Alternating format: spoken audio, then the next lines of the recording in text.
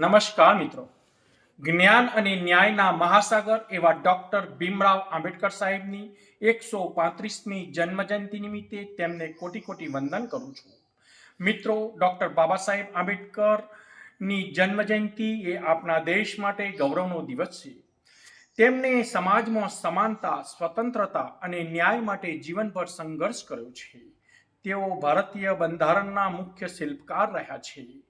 Doctor Bhimrao Ambedkar સાહેબ દલિતો અને પીડિત વર્ગો માટે હર હંમેશ અવાજ ઉઠાવ્યો છે. બાબા સાહેબે શિક્ષણને પ્રાધાન્ય આપ્યું છે. શિક્ષણને વિકાસનું શક્તિશાળી સાધન માન્યું છે. તેઓ ડોક્ટર બાબા સાહેબ આંબેડકર ભેદભાવ મુક્ત સમાજ બનાવવા માટે કટિબદ્ધ રહેલ છે. મિત્રો, એવું નથી કે ડોક્ટર બાબા સાહેબે દલિત અને પીડિત વર્ગો માટે જ અવાજ ઉઠાવ્યો છે, પરંતુ સમાજના નાનામાં નાના વ્યક્તિ માટે પણ તેઓએ હર હંમેશ અવાજ ઉઠાવ્યો છે. તેથી આજે ડોક્ટર બાબા સાહેબની 135મી જન્મજયંતિ નિમિત્તે તેઓને લાખો સલામ કરીએ છીએ. વંદે માતરમ. ભારત માતા કી જય.